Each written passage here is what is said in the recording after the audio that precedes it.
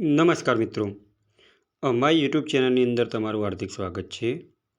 મિત્રો, અત્યારે સીસીની નોટિફિકેશન જાહેર થઈ ગયેલી છે, એટલે કે ગુજરાત ગૌણ સેવા પસંદગી મંડળની અંદર જે કમ્બાઇન્ડ કોમ્પિટિટિવ એક્ઝામ માટેની સીસી જે ગ્રુપ એ અને ગ્રુપ બી છે એની ગુજરાત સરકારે જાહેરાત બહાર પાડી દીધેલી છે.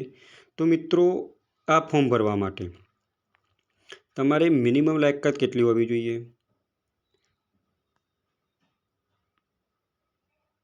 આ ફોર્મ ભરવા માટે તમારી ઉંમર કેટલી હોવી જોઈએ? મિત્રો, આ ફોર્મ ભરવા માટેની છેલ્લી તારીખ કઈ છે? આ ફોર્મ કેવી રીતના ભરવું? આ ફોર્મની અંદર કાસ્ટ વાઇઝ કુલ કેટલી જગ્યાઓ છે અને આ ફોર્મ ભરવા માટેની પ્રોસેસ શું છે એ તમે આ વિડીયોના માધ્યમ દ્વારા જોઈ શકશો. અને બીજી કોઈ પણ વધારાની માહિતી જોઈતી હોય તો વિડીયોમાં બન્યા રહો. તો મિત્રો, સૌપ્રથમ તમે અમારી ચેનલ ઉપર નવા હો તો અમારી ચેનલને સબસ્ક્રાઈબ કરી લેજો અને બાજુમાં આપેલ બે આઇકોનને ક્લિક કરી લેજો, જેથી કરીને રોજ નવા વિડીયોની નોટિફિકેશન તમને મળતી રહે. તો મિત્રો, વાત કરીએ તો આપણે ગુજરાત ગૌણ સેવા પસંદગી મંડળ જેની અંદર ગ્રુપ એ અને ગ્રુપ બીની પરીક્ષા છે, જેની અંદર ગ્રુપ એની અંદર સમાજ કલ્યાણ નિરીક્ષકની 125 જગ્યાઓ છે, કાર્યાલય અધિક્ષકની અંદર 3 જગ્યાઓ છે, કલેક્ટર કચેરીના ક્લાર્કની અંદર 1600 જગ્યાઓ છે, હેર ક્લાર્કની અંદર 134 જગ્યાઓ છે, સિનિયર ક્લાર્કની અંદર 503 જગ્યાઓ છે. આમ કુલ થઈને ગ્રુપ એની અંદર 2365 જગ્યાઓ છે. હવે ગ્રુપ બીની વાત કરીએ તો જુનિયર ક્લાર્કની 3005 જગ્યાએ છે, બરાબર, જે વિવિધ ખાતાના વડા કચેરીની અંદર તમારું પોસ્ટિંગ થશે. હવે મિત્રો, વાત કરીએ તો આ ફોર્મ ભરવા માટે કઈ તારીખથી ચાલુ થયા છે? તો મિત્રો, આ ફોર્મ ભરવાના ચાલુ 5/2/2026 2 વાગ્યાથી ચાલુ થઈ ગયા છે અને આ ફોર્મ ભરવા માટે છેલ્લી તારીખ 20/2/2026 જે રાતના 12 વાગ્યા સુધી રહેશે. હવે મિત્રો, આની અંદર તમારી લાયકાત શું માગેલી છે? તો મિત્રો, આની અંદર તમારી જે લાયકાત છે એ તમે ગ્રેજ્યુએશન પાસ કરેલું હોવું જોઈએ, બરાબર. હવે મિત્રો, આપણે ગ્રુપ એની અંદર કાસ્ટ વાઇઝ એટલે કે જાતિ વાઇઝ આપણે જગ્યાઓ જોઈએ તો કૃષિ ખેડૂત કલ્યાણ વિભાગની અંદર બિન અનામત માટેની 1 જગ્યા છે, સામાજિક શૈક્ષણિક પછાત વર્ગ માટેની 1 જગ્યા છે, બરાબર, અને અનુસૂચિત જાતિ માટેની 1 જગ્યા છે. આમ કુલ થઈને 3 જગ્યાઓ છે. સમાજ કલ્યાણ નિરીક્ષક માટેની કુલ થઈને 125 જગ્યાઓ છે. એની અંદર બિન અનામત માટેની 49 જગ્યાઓ છે. આર્થિક રીતે નબળા વર્ગ માટે એટલે કે EWS માટે 13 જગ્યાઓ છે. સામાજિક શૈક્ષણિક પછાત વર્ગ માટે 34 જગ્યાઓ છે. અનુસૂચિત જાતિ માટે 9 જગ્યાઓ છે. અનુસૂચિત જનજાતિ માટે 20 જગ્યા છે, બરાબર. પછી મહેસૂલ ક્લાર્ક માટે કુલ થઈને 1600 જગ્યાઓ છે, જેની અંદર બિન અનામત માટે 670 જગ્યાઓ છે. EWSની અંદર 144 જગ્યાઓ છે. સામાજિક શૈક્ષણિક પછાત વર્ગ માટે 429 જગ્યાઓ છે. અનુસૂચિત જાતિ માટે 113 જગ્યાઓ છે. અનુસૂચિત જનજાતિ માટે 244 જગ્યાઓ છે. આમ કુલ થઈને 1600 જગ્યાઓ છે. હેડ ક્લાર્કની મિત્રો વાત કરીએ તો હેડ ક્લાર્કની અંદર બિન અનામત માટેની 2 જગ્યાઓ છે. EWSની અંદર 1 જગ્યાઓ છે. આમ કુલ થઈને 4 જગ્યાઓ છે. હેડ ક્લાર્ક જે આરોગ્ય વિભાગમાં હેડ ક્લાર્ક આવે એના માટેની 2 જગ્યાઓ છે, જેની અંદર બિન અનામત માટે 2 જગ્યા છે.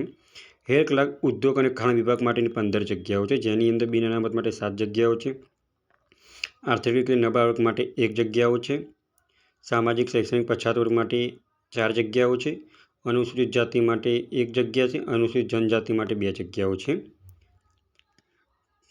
એવી રીતે અલગ અલગ વડા કચેરી માટેની જગ્યાઓ અહીંયા આપેલી છે, જે તમારે આ PDF-નો અભ્યાસ કરીને જોવાનું રહેશે. અને આપણે PDF વિડીયોના ડિસ્ક્રિપ્શનની અંદર PDF માટેની નોટિફિકેશન તમને આપેલી હશે, જે તમારે અહીંયા સ્ક્રોલ કરશો એમ તમને જોવા મળી જશે. મિત્રો,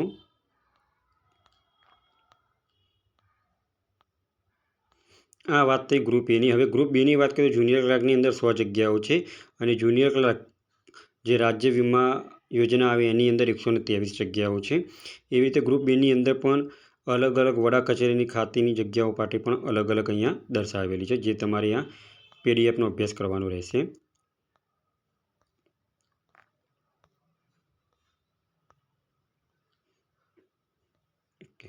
હવે મિત્રો આ ફોર્મ ભરવા માટેની તમારી ઉંમર કેટલી હોવી જોઈએ? તો આ ફોર્મ ભરવા માટેની તમારી ઉંમર 20 થી 35 વર્ષની હોવી જોઈએ અને સરકારના નીતિ નિયમ મુજબ જે લોકો SC, ST અને OBC કેટેગરીમાં આવે છે તેવા લોકો માટે 5 થી 20 વર્ષની છૂટછાટ આપેલી છે.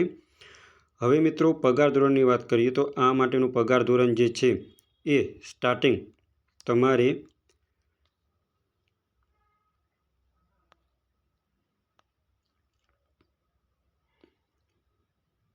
31,000થી તમારો સ્ટાર્ટિંગ પગાર ચાલુ થશે. જે અહીંયા તમે જોઈ શકો છો કે હેડ ક્લાર્કનો અંદર 40,800 પગાર છે, સિનિયર ક્લાર્કનો 26,000 પગાર છે, કલેક્ટર કચેરીનો 26,000 પગાર છે, જુનિયર ક્લાર્કનો 26,000 પગાર છે, કાર્યાલય અધિક્ષકનો 49,000 પગાર છે, સામાજિક કલ્યાણ નિરીક્ષકનો 40,000 પગાર છે.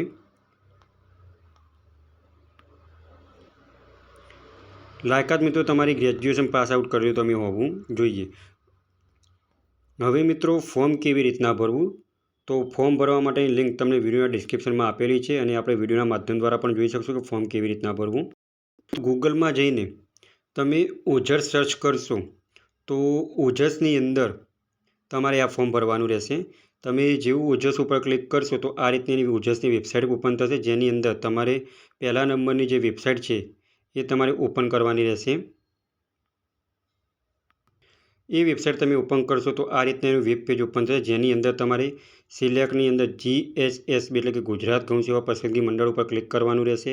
તમે જેવું ક્લિક કરશો એટલે છેલ્લા નંબરની તમને પોસ્ટ જોવા મળશે, જેનો એપ્લિકેશન નંબર છે GSSB/2025-26/378. એની સામું તમારે એપ્લાય આપેલું છે, એ એપ્લાય ઉપર તમારે ક્લિક કરવાનું રહેશે. તમે એપ્લાય ઉપર ક્લિક કરશો તો આ રીતના એનું પેજ ઓપન થશે. ત્યાર પછી તમારે એપ્લાય નાવ ઉપર ક્લિક કરવાનું રહેશે. એપ્લાય નાવ ઉપર તમે ક્લિક કરશો તો સૌપ્રથમ તમારે આ રીતના રજિસ્ટ્રેશન નંબર ખુલશે. જો મિત્રો તમે રજિસ્ટ્રેશન ઓજસ ઉપર રજિસ્ટ્રેશન કરેલું હોય તો તમારે રજિસ્ટ્રેશન નંબર અને બર્થ ડેટ લખીને એપ્લાય વિથ OTR આપવાનું રહેશે. અને જો મિત્રો તમે ઓજસ ઉપર રજિસ્ટ્રેશન ના કર્યું હોય તો સ્કીપના માધ્યમથી તમારે ફોર્મ ભરવાનું રહેશે. તો મિત્રો અહીંયા તમે સ્કીપ ઉપર ક્લિક કરશો તો આ રીતના